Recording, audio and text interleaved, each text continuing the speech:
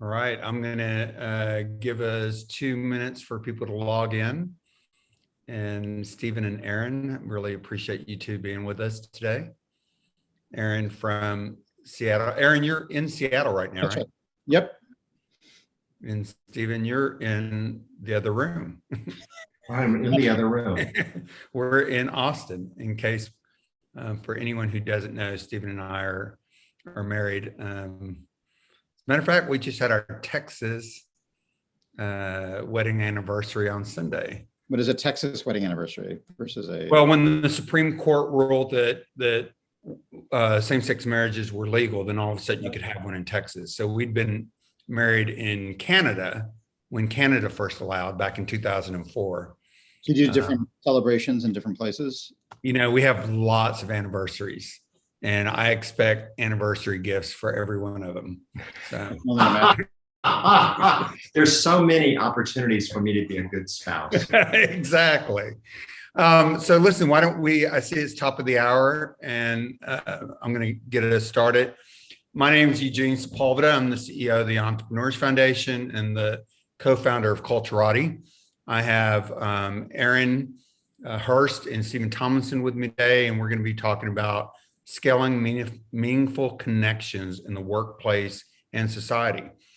But first, let me tell, in case we have any new viewers, Culturati is a community of CEOs, investors, scholars, and other corporate leaders that come together in various ways to kind of share our playbook on the power of culture to promote success and performance.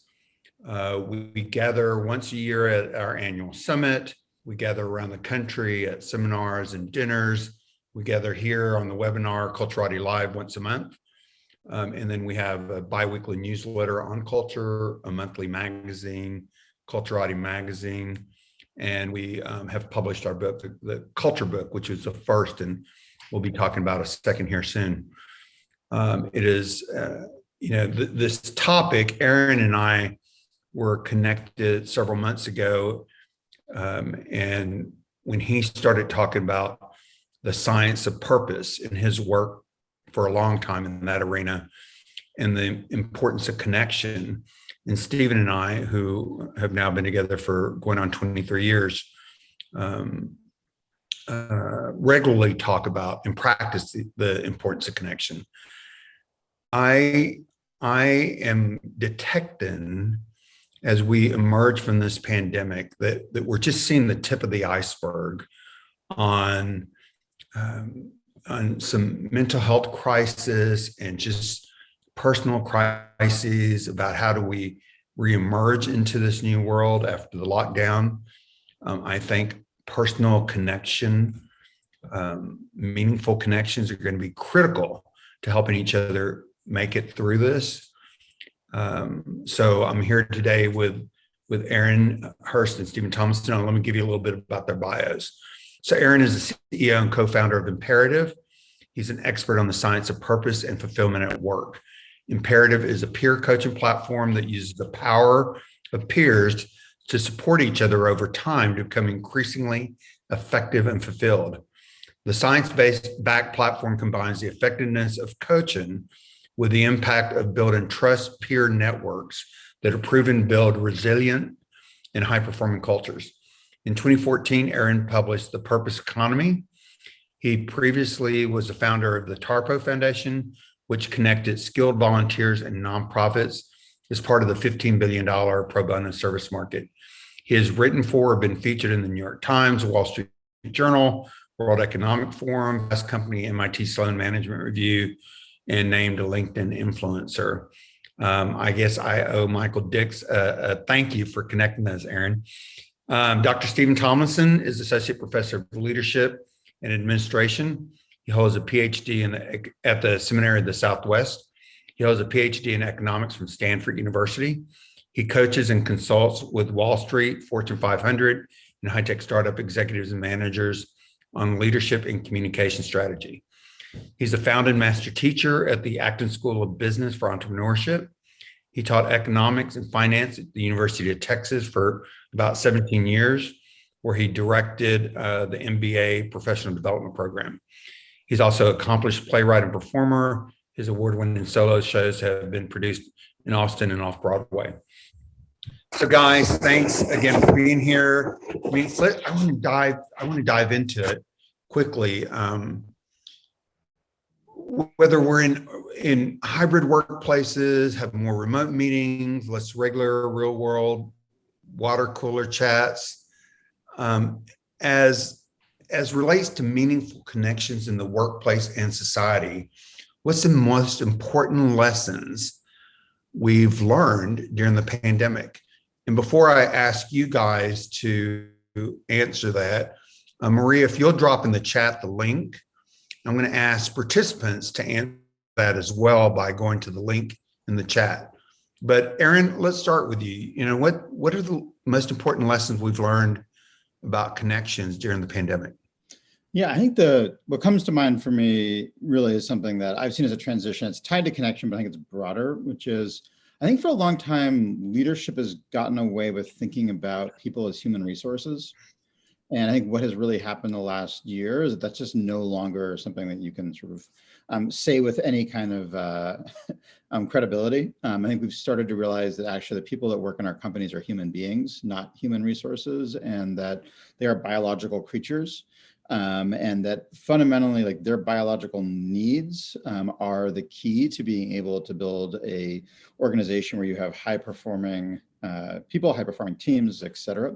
And I think a lot of companies gave lip service to that in the past. There was a lot of talk of that with companies renaming their head of HR, chief people officer, et cetera. But a lot of it, I think, was pretty shallow. And I think what we learned over the last year was that we had to recognize the humanity and the biological nature of the people we work with. Right. So that to me is the core, and that has a ripple effect in terms of all the implications for that. But that is a fundamentally different mindset about people, going from a robot on an assembly line to this messy, organic creature that sits in the desk beside us or over Zoom.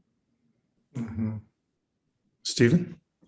We had this experience that there was a massive disruption of our habit last year, and suddenly people were working from home with their families, their kids, their dogs, the rest of their embodied life. And as business leaders, a lot of you had to adapt to that and figure out how you were going to change your expectations and the way you supported people when they were now trying to contribute at work, but from an environment that was more complicated and not insulated the way it had been before when everybody was in the office. And I think that anytime our habits are disrupted, we recover some kind of creativity. And I think the thing that we learned was, first of all, people can be remarkably productive whenever they are supported, whenever adaptations can be made in the direction of accommodating their real life. And also that we figured as we moved into this new media and couldn't do stuff the old way, that sometimes how we interacted was as significant in our sense of belonging, meaning, as the content of our conversations, the substance of our discussions. And I think these are things that will, both of them obviously are persisting as we're talking about what it means to come back to work now. Maria, can you share with us what the audience, how the audience is answering this? Nice. So trust, compassion, support, patience, understanding, authenticity. Yeah.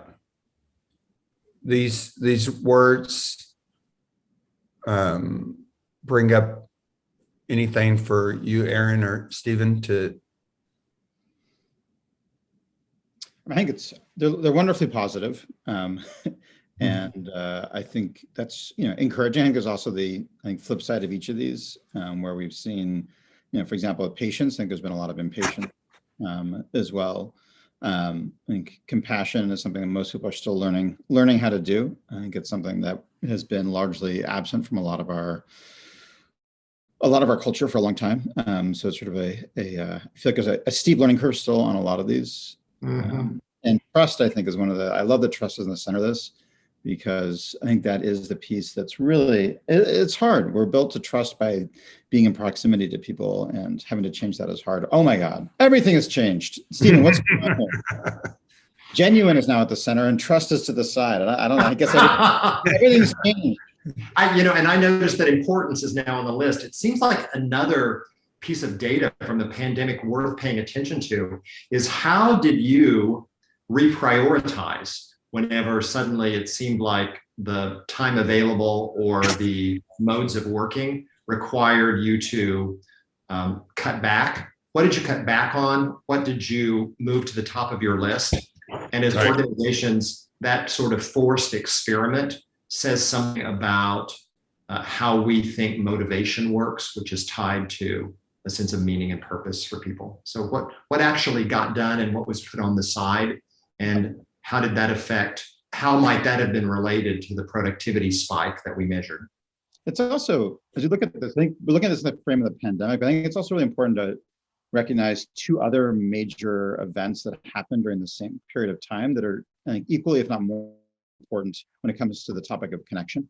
One was Black Lives Matter and the rise of the need and understanding about our racial history, but also just inclusion, and the fact that there are a lot of people that just are fundamental, not feeling a sense of belonging, and that was happening at the same time. And then our political environment, which just showed how we do not know how to listen to each other anymore, and how isolated we've become. And so you've got these three things, in a sense, creating a perfect storm around connection, and showing the need for it in a way that I don't think, there couldn't be a louder signal coming in terms of the need to focus on this. Mm-hmm. Absolutely. What both of you are saying, the thing that keeps resonating with me is a superpower required for excellent leadership is empathy going forward. And empathy's always been important for leadership. I think the demands, kind of what you're saying, Aaron, about looking at the workforce as human beings, as human beings rather than human resources, and recognizing the skills and vulnerabilities of the workforce so that we can deploy, their best stuff. Leaders have to show more empathy. And I'm saying that it's kind of coming pretty natural. I mean, these times that humble us are always lead to great growth. And I think, there was a humbling across the board like we've never seen before during this. Hey, I want to move on a little bit. So let's back up, and the need for better connection, the fact that we were misconnecting didn't happen just because of the pandemic. We had a lot of need to get better at how we communicated in the workplace, how we make relationships in the workplace. Will you share your perspective on where too many of us misconnect or fail to connect in a productive and positive manner? Either one of you. Yeah, Aaron, I'd be really, because you're studying this so closely, your perspective would be really interesting. No, I think your point, first of all, is absolutely right. Cigna did that study that was published months before the pandemic started that showed 61% of Americans were lonely before the pandemic. And we know the biological impact right. And there's so many things that are contributing to that, from social media, which I think has been well documented now to be eroding social connection and eroding trust between people. And I see it with my own kids who are teenagers, right. How it's completely changed the nature of relationships. Or even just, I was telling something the other day, just in my family, when I was growing up, like watching TV was considered to be, like, as a family, like a bad habit and not a great way of connecting. And now the version of it is we're watching TV, but we're each on our own phones watching something else at the same time. So we're not even watching the same show at the same time. It's like how much that's eroded, so that quality time and interaction is missing. And then in the workplace, we've become more and more, I think, transactional in terms of how we interact with each other. And there's been more and more push for efficiency, and you get to a point of diminishing return around efficiency. And I think a big part of that is that lack of connection. And when we start to see that, we're actually seeing that it's not sustainable, and you start to see the creativity go down as well. So I think there's a myriad of things contributing to that. I think we've also just created a work culture where a lot of people don't feel a sense of belonging. A lot of people also just don't feel comfortable in the term that's used as psychological safety. They don't feel comfortable being themselves. And when people don't feel comfortable being themselves, it is really hard to actually connect with someone, because you're not connecting with there's nothing there to connect with if you're not yourself. And that has become exacerbated. And just going back to social media, and that's a big part of what social media has done, is caused us, every single one of us, to have a personal brand, and every single one of us to be constantly trying to project this brand of who we are. And there's this level of competition between people and how they're perceived that just makes it even more challenging to have that kind of psychological safety. So those are just some themes that I've seen. Stephen, curious how you're seeing it on your end. Well, I'm seeing much of the same thing. The amplification of social anxiety that happens because of the competitive pressure of comparison, which social media fuels in a really diabolical way. And if you want to kind of see just how, you see it in a sort of tragic and touching way, if you go on YouTube and you search for videos about no friends, there is sort of a trending phenomenon of potential, mainly younger males that are taking to YouTube to say, I'm a 28, 29, 32-year-old person, I don't have any friends. And they are, obviously trying everything they can to connect. But as they tell their stories, it's usually the anxiety they feel about being judged, about people not. And so that, puts a human face on the statistics that we're seeing about how epidemic loneliness is. And for me, it's not just that we're amplifying social anxiety and the pressure to compete, and which is not going to encourage authenticity and the sense of being understood or seen or known.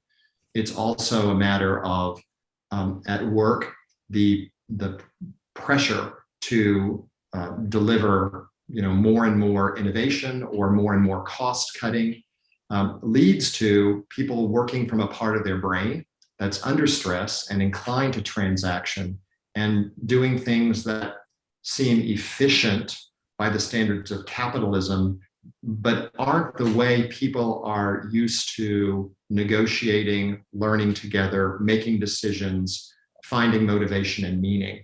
And so one of the questions that I've had for a long time in my work with companies is, what are the small ways, the habits of connection, the micro experiences that unleash the experience of connection, meaning that are the antidote to loneliness? And can we get the same work done that we need to, but do it in a way that is not reinforcing competitive pressure, a notion of scarcity, usefulness of human beings as tools, but rather a place in which the contributions that you're making are ones that are unique, appreciated, and fundamentally opportunities to be connected with other people. Yeah. Now, I think that the point about the social anxiety thing, it's so important. It's interesting as we look at the research on people who are saying they want to go back to the office versus not. And I think a lot of the people who sort of want to work from home, it's because they have a family, they've got a whole system there for themselves.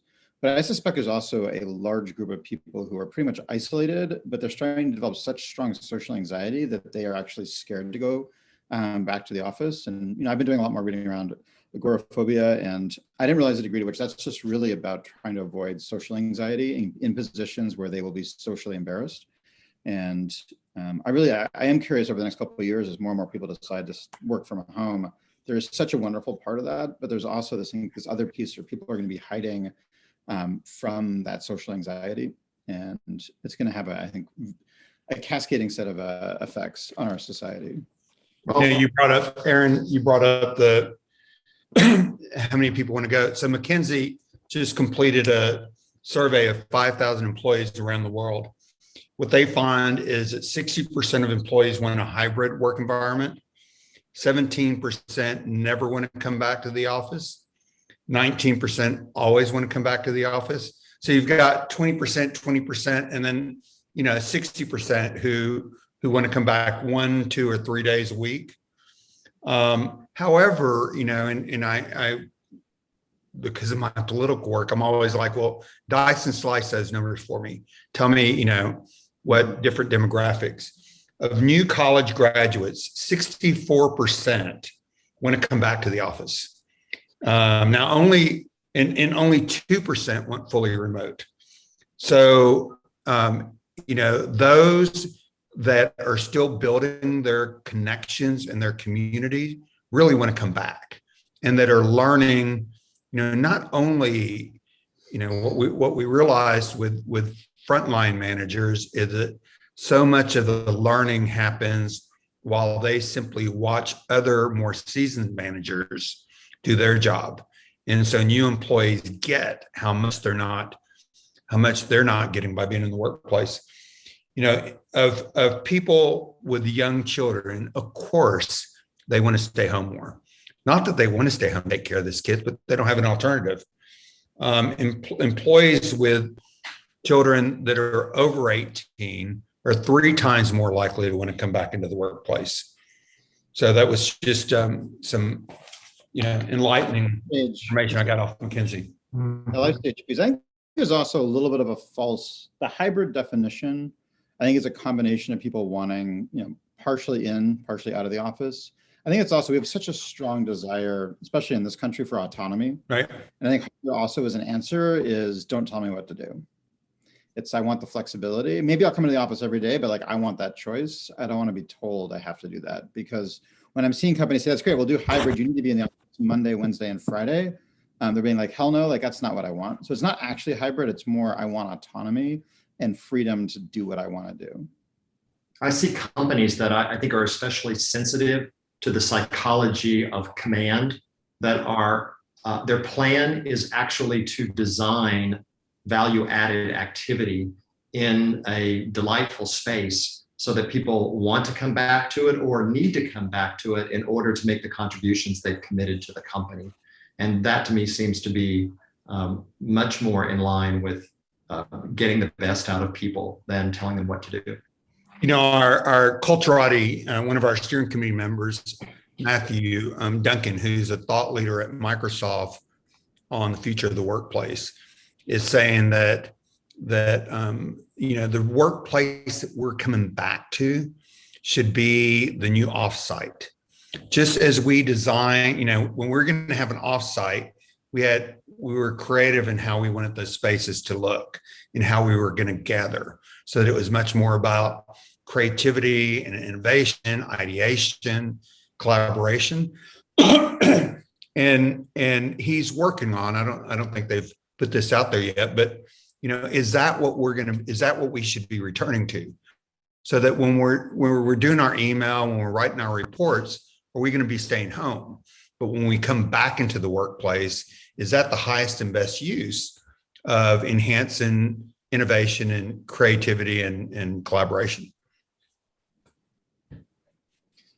So, Aaron, you wrote The Purpose Economy in 2014. Tell us a little bit about that and how that's connected to where we find ourselves today. Yeah, absolutely. And Stephen, has an interesting little connection, I think, to your bio, which is my uncle wrote his PhD in economics at Stanford on information economy, and coined that term sort of back in the 70s. And that's really where the inspiration for the purpose economy largely came from, was a recognition. He had sort of seen the information and technology changing, not just like a niche of the economy, but fundamentally doing a rewrite of the economy. And what I saw with the purpose economy coming out of the Taproot Foundation was that our quest for meaning was actually causing behavioral shifts in the workplace, but also in consumer behavior, as people were wanting something different, and they were willing to switch vendors, switch jobs to get that need met. And that was driving a lot of the innovation that was out there. When I looked at purpose, and I studied it, so just quick background, the Taproot Foundation, the organization I started right around 9/11. There was this incredible thirst for relevance and purpose by professionals at that point. They're like, what am I doing here? Like, I see this crisis, I see all this pain. Is my job helping? Is it hurting? What am I doing? How can I be part of the solution, not part of the problem? And a lot of them wanted to give back to society, but didn't have an avenue for it. They saw the first responders, they saw the people doing that, and they're like, that's great, but I'm an accountant. I'm an HR professional. I'm a marketer. How can I do that? And I realized that the legal profession had a pro bono ethic where people could go out and do pro bono work, but the same wasn't true of, accountants, HR, marketing, finance. And yet nonprofits needed those resources just as much as they needed legal. So built a whole movement around pro bono work outside the legal profession, and scaled that across the country, worked with the White House to make that a national market, and then worked with BMW and scaled that globally. And I share all that not to share my bio, but more just to share, like, what I was able to witness was, I think, likely the largest experiment in intrinsic motivation in history, and that we had tens and tens of thousands of people working without pay. They were working on top of their 60-hour-a-week job, doing 5 hours a week of pro bono work. And they had families. I mean, these were very busy people, and yet they were doing this. And we were able to figure out how to get them to complete the projects and to complete the best quality work they ever did by understanding the psychology of why they were doing it and what was motivating them when money wasn't the motivator. And that was where a lot of the insights for the purpose economy came from, because I started to see, like, people are willing to give their time. People were wanting to do something differently. And the three things that emerged, people think about purpose as a cause, and that's not what we're talking about here at all. It's about meaning. And there's three things that generate meaning for us from a psychological standpoint. One is growth. When we feel like we're growing, that's a source of meaning. When we feel like what we're doing is making an impact, and that doesn't have to be solving climate change. It can be making someone smile. It's just feeling like you did something that, like, mattered to someone other than yourself. And the final one is human connection.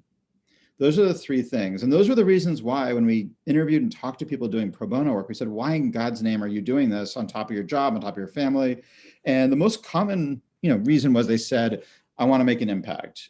But when you drill down, like, the actual real motivator that got them to actually do it, not just think about it, was loneliness and desire to make new friends.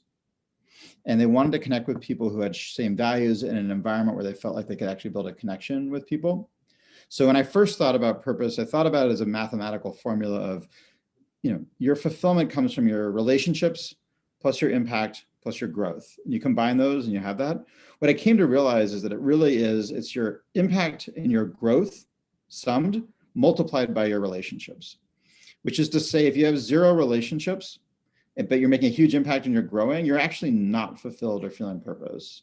It's a multiplier. And even if you're making a little impact and a little growth, like, we found people working in the basement of an accounting firm where they're making very little impact, not growing a whole hell of a lot, but they had great relationships and they reported being deeply fulfilled. Because again, the relationships are that multiplier for people.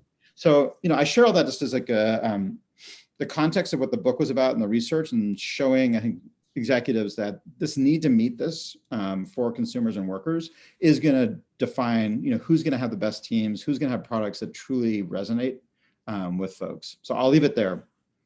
So, Aaron, I think I owe you an apology, because it's occurring to me that I have plagiarized what you did at the Tarpon Foundation. Marie and I, during the pandemic, during the lockdown, so the Entrepreneurs Foundation helps entrepreneurs in our member companies through employee engagement, community engagement, and we're talking, increasingly to fulfillment. And the ways that we've done that is created a lot of volunteer opportunities where people connect across departments, across companies, and out in the world, make a huge volunteer impact. I think last time we monetized it was grants and volunteer direct hours was $19 million to the community. And during the pandemic, we tried things about volunteering. It wasn't until we created what we call micro consultations, micro consultations, where we ask people to give us 1, 2, or 3 hours to name their superpower that they would like to share, to name a cause that they were passionate about, and whether they would prefer to share with a nonprofit or a small business. Yep. And we also call it the supply side volunteering, because after we got, that supply of volunteers together, we went and found nonprofits and small businesses that could best utilize what was being offered. And then we help define the scope and create the pre-work so that those 1, 2, or 3 hour volunteer opportunities made a difference. And they were wildly successful. Mm-hmm. People loved it. The clients wanted more. There are some ongoing relationships. I mean, just like round table mentoring. Yep. And I thought, Marie and I thought we were being wildly creative, but I remember when you started the Top Foundation, and I didn't know you at the point, but I was following what was going on. And I'm sure those ideas seeded what we just created. No, and Diane Solinger is an old friend, I think, was involved early on. Now she's at Google, I believe. Totally. And Diane's a great, dear friend of mine. Okay. Yeah, no, absolutely. And I think it is so powerful when people are actually able to, what it does, it brings nobility to your work. Right.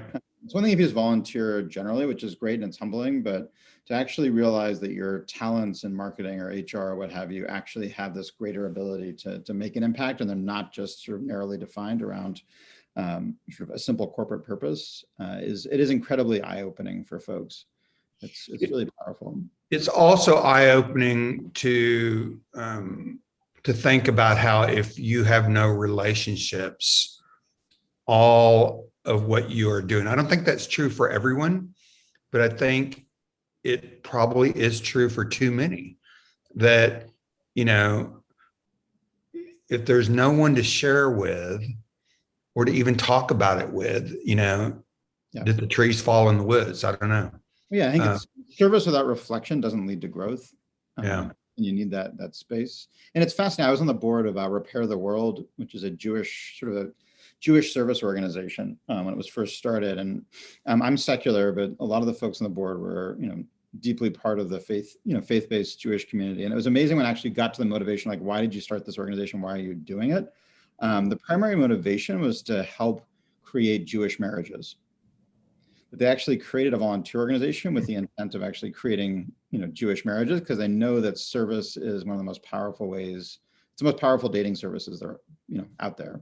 And we had so many marriages at Taproot of volunteers who met each other, and people who are best friends still to this day, 10 years later, because they shared that experience. That's great.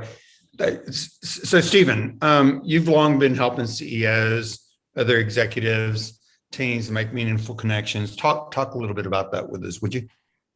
This reminds me of a couple of years ago when Culturati asked me to do a keynote to talk about what's a theological perspective on corporate culture. I went and I surveyed some of my friends who are theologians, and they said, well, consider this. The monks who went out into the desert were looking for an experience of connection. They were looking for an experience of the divine in community. And for them, the purpose of their common life was to be connected, to learn, to forgive each other, to go on the human journey together. And in the course of doing that, they figured, well, we got to have a garden so we can feed ourselves. We have to build, shelters to live in. And as people started to come closer to their communities in their service for people who needed it, they had all these practical matters to attend to. But the practical matters were an outgrowth of their fundamental commitment to practice community as the greatest good. And I was just my theologian friend said, what if business was really just an opportunity for people to enjoy each other? What if it's a game that we're playing so that we can enjoy contributing our gifts, like Aaron is just saying, doing something together that we share that's making a difference that matters to us, but that the ultimate purpose of this is it's just music to dance to. It's something that allows us to be with each other. And I have taken that perspective, which seemed to me very wise counsel, and imagined how would we do sales differently? How would we have meetings differently? If the objective were really to maximize a sense of connection, enjoyment, and being human together, and have found that to be a reliable inspiration for figuring out how to solve problems that companies are trying to solve about how they handle their communication, how they learn together, how they make decisions. The research that Minnie Kalan and I and her colleagues at Dell Medical Center just finished and published in the Journal of the American Medical Association, I think speaks to this very directly. We trained a group of college students to make phone calls once a week for 4 weeks to 240 clients of Meals on Wheels. And our goal was to see how much of an impact we could have on people's sense of loneliness, depression, anxiety, and other measures of mental health by a phone call that was had a generous intention. And I say that because there are a lot of studies that say that simply calling people doesn't have any effect on their sense of loneliness. And we probably all know that from work. There's a lot of conversation I'm having at work that makes me feel more lonely, usually because it's treating me like a tool, to use Aaron's frame. And so there is a quality of connection that either tilts one towards a sense of belonging or tilts one further in the direction of loneliness. And Minnie and I and our colleagues wanted to explore that. And so these college students, we only gave them 3 guidelines for these phone calls. The first was listen for clues as to what the person wants to talk about. And what was a key word? What was a mysterious reference that they made? What's something that they're offering you? Follow that clue. Right. The second thing was only make 1 point per turn. Ask 1 question, make 1 comment, and then hand back to the person and see what they do with it. And the third thing was ask open questions rather than the sort of yes/no questions we ask when we're troubleshooting or when we think we already know what the answer is or when we have an assumption we want to test. And it was really remarkable, the statistical significance of these results using the standard psychological measures of loneliness. There was a significant reduction in the experience of the people receiving these calls of reported loneliness. They felt less lonely after being engaged in this particular way. And so I'm interested in what are the smallest units of connection that we can imagine so that we can do our work in that way. And at work, I can just imagine if all you do is hear what someone is trying to tell you and follow that clue 1 or 2 steps, then that experience is like watering flowers all day. It's like, pulling weeds all day. It's the small sort of hygiene maneuver that makes your workplace feel different to people.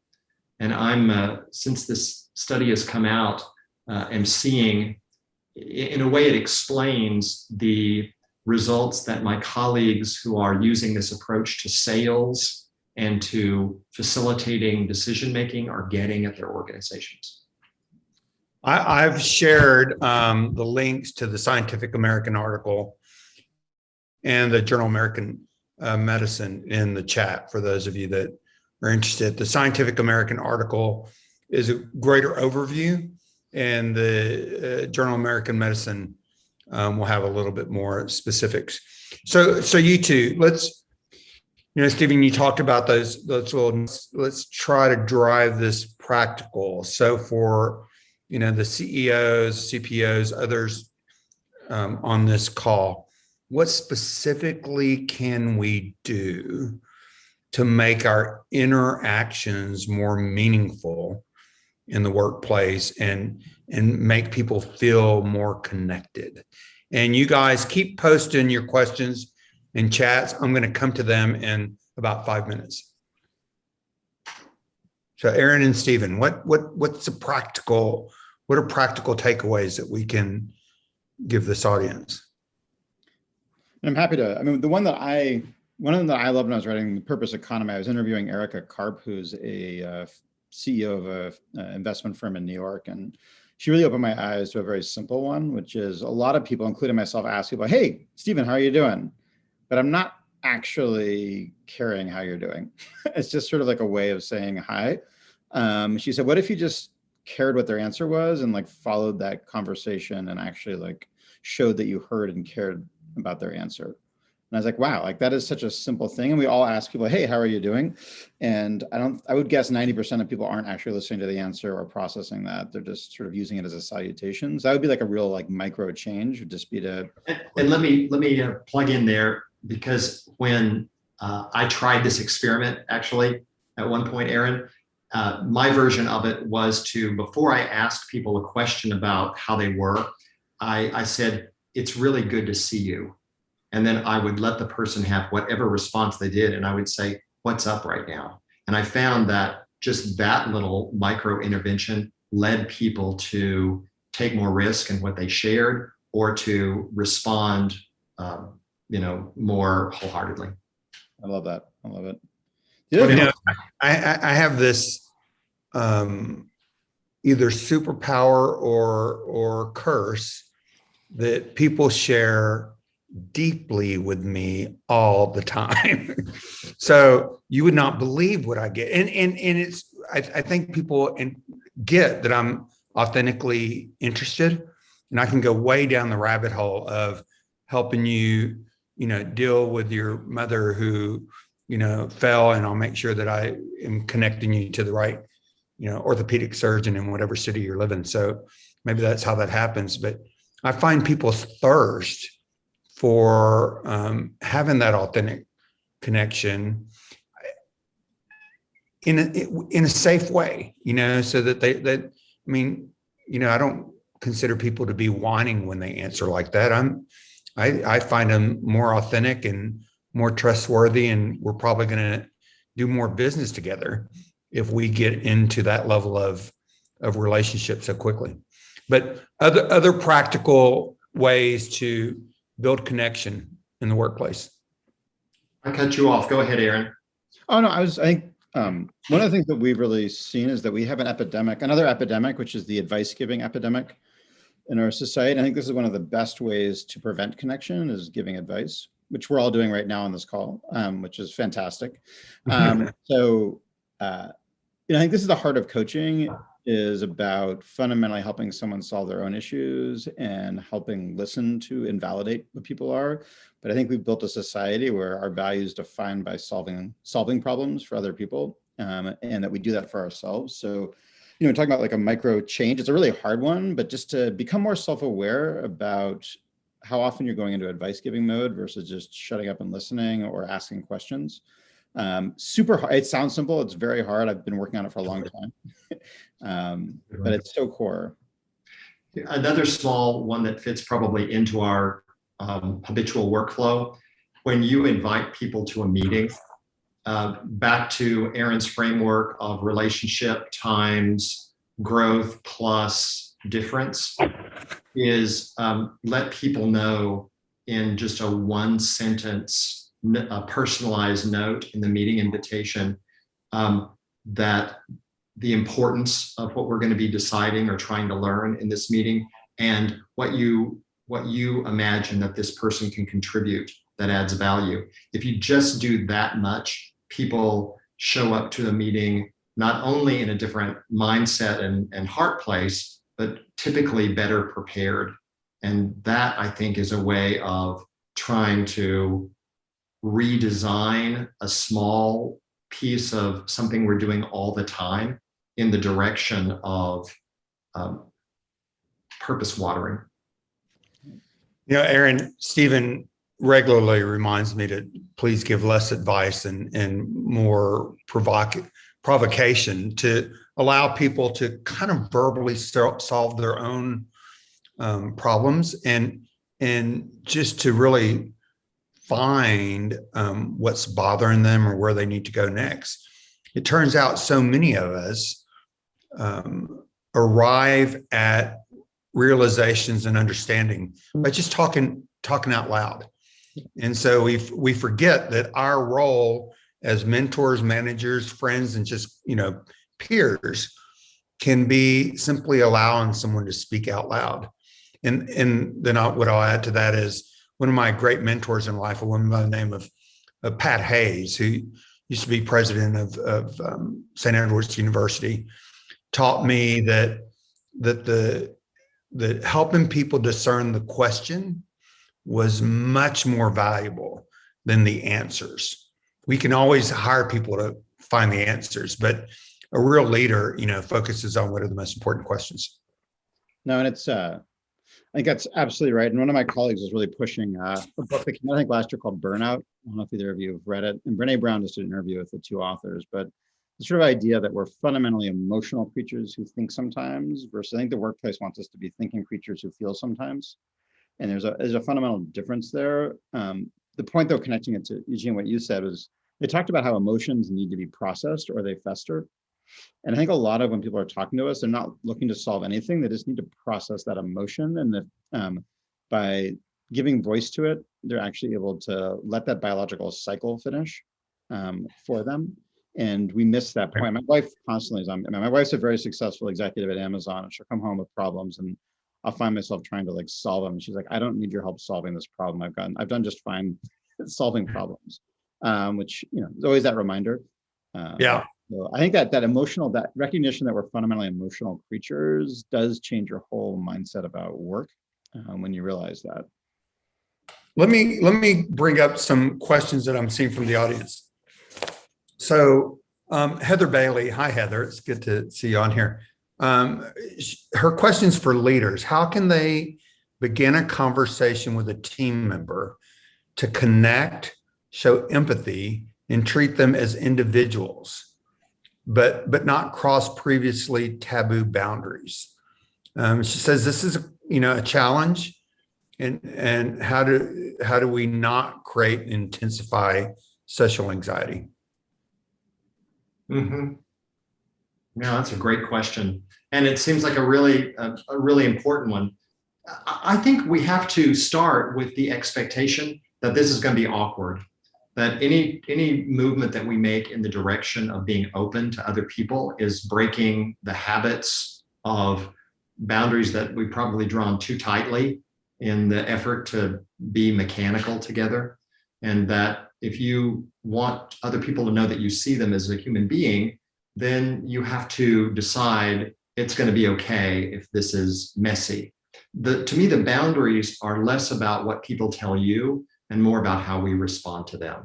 And so in the spirit of not giving people advice, if I say to someone, I'm glad you had time to meet, how are you doing?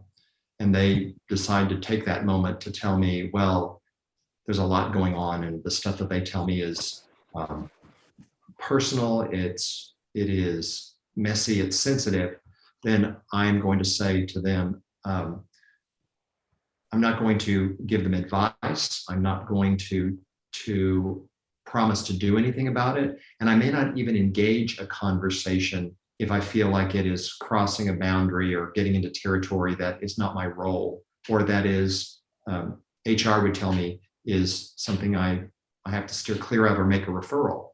And what I can do at that point is to say, just simply, this sounds really hard. You are carrying a lot.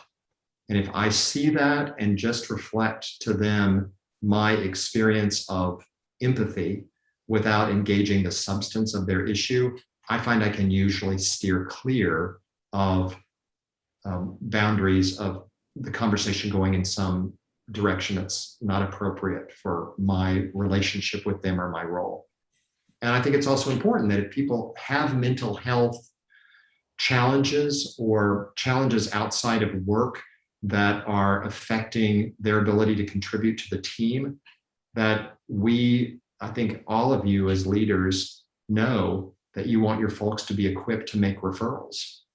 Where does someone go that is blocked right now because of something difficult? But just listening to what someone would say for a while and let them know you hear it and that the feeling part of you understands that what they're going through is tough. It's hard to imagine a situation in which that would get us in trouble. Heather, let us know in chat if we hadn't fully addressed that.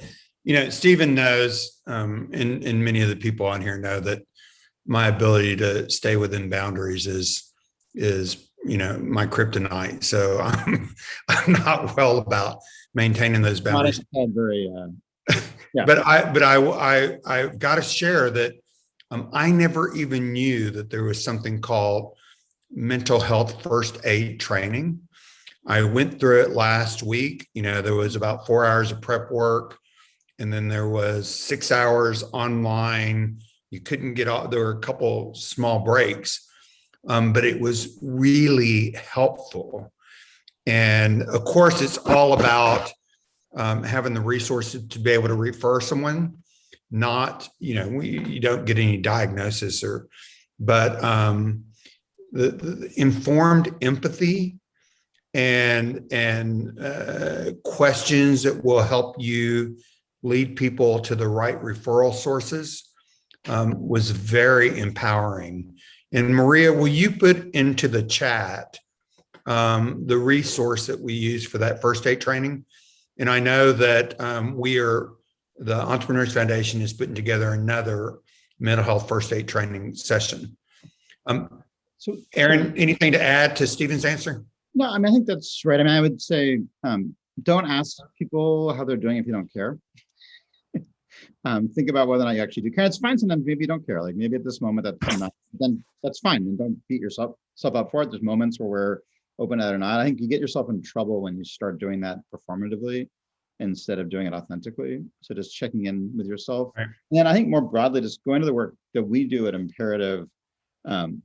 What we're doing is we're helping people every 2 weeks connect with a peer for an hour to talk through how they're doing in a way that's structured based on behavioral science to be safe. And what we're seeing is that this takes a lot of that edge off of the mental health issues. So certainly a lot of people have acute mental health issues that are chemical, et cetera. And then there's sort of the garden variety mental health that all of us experience. And a lot of that can be addressed by just simply having an hour every couple of weeks of empathetic conversation where you're able to express what's going on with you and to hear someone else do that. So it's reciprocated, not just one way.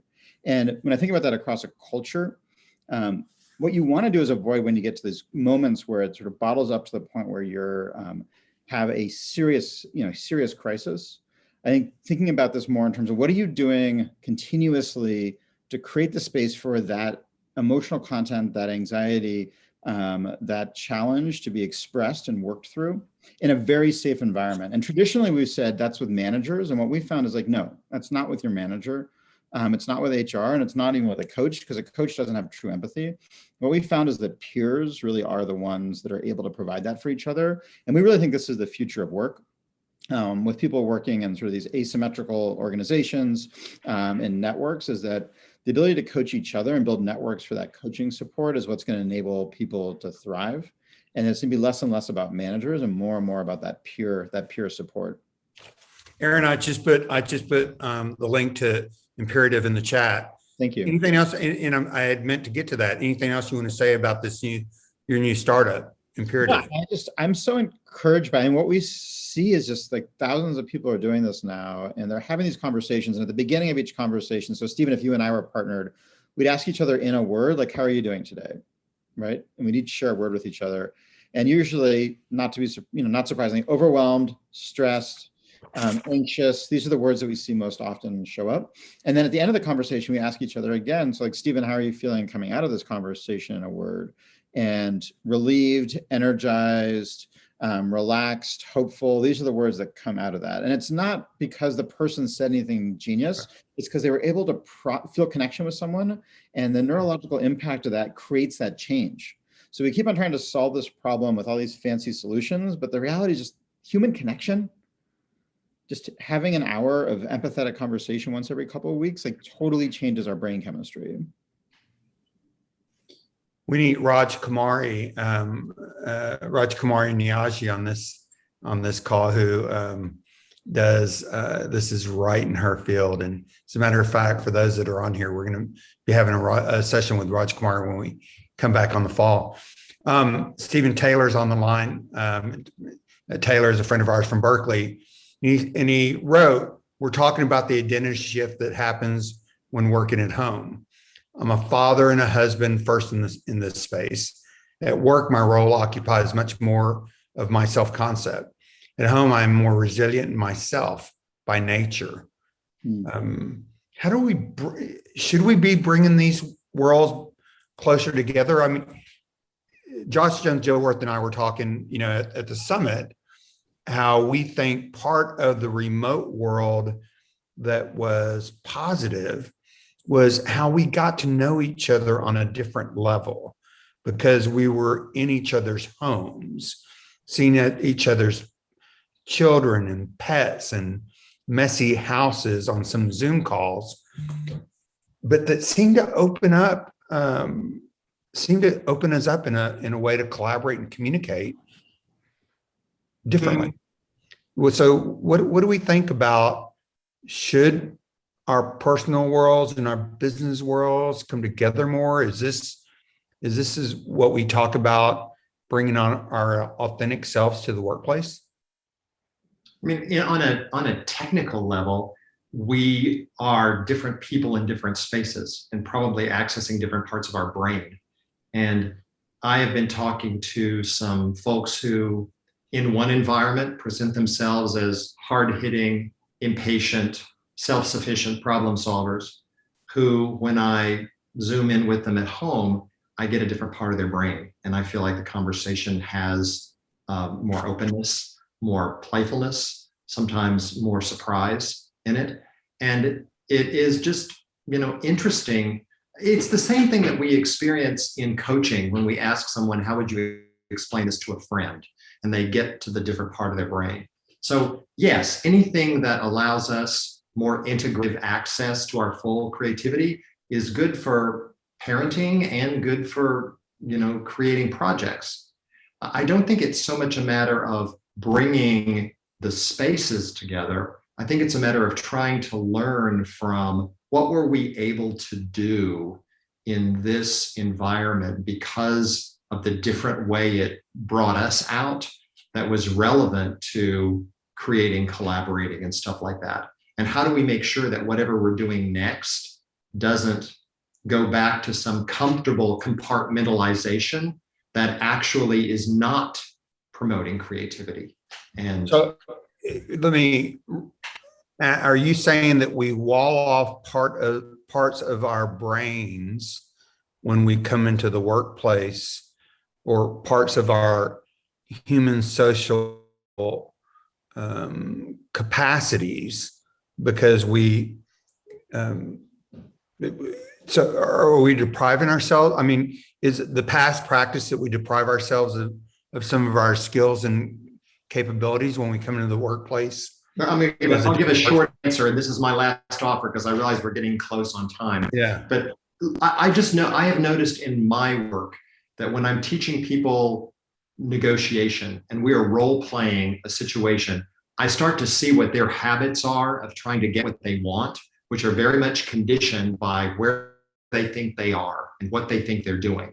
And when I ask them I change the frame by saying, how would you explain this to a friend? Or what does it look like when your kid asks you for the keys? People will find other muscles that they have access to that actually make them more effective in the business conversation. So to the extent that I show up at work and I have a set of habits, I don't know that it's literally parts of my brain, but we could call it that. It's a set of mental habits that I engage routinely that may be limiting me. And I saw some of that being troubled by, in the same way people talk about daddy brain or stuff like that, at stages of your life when your brain chemistry actually changes because you have kids for 9 months, that people suddenly have full brain access. I don't know, but what the habits we form around this compartmentalization actually limit our creativity and are keeping us from doing the stuff we're trying to do. I think you just answered Nate Little's question, and very, and so Aaron, let's end with you. Leave us with final thoughts on meaningful connections in the workplace and society. I'll take it back to where I started. And first of all, I love the conversation about sort of human beings and human resources. And work is an artificial construct, and it was largely designed, if you go back far enough, as a form of power and control between management and people that you want to get to do things for you. I mean, that's really, whether it was slavery, whether it was around sort of class structures in the past, and so much of the compartmentalization has been based on that power and control structure. And we have to really recognize that that's where the source of that is, and that's not natural. If we went back 10,000 years, people didn't have work as we think about it, and these issues weren't there. This is not biologically normal to have this level of compartmentalization. It's all stemming from a desire for command and control, and we've got to let go of that if we're going to solve this issue. So I know, Aaron, you're on the way to a board meeting. Stephen, Yes. You've got a meeting. Everyone, thank you so much for tuning in. Maria is going to sign us off. Chat will stay live for a couple minutes, and we'll look forward to seeing everyone back in the fall for Culturati Live. Thanks.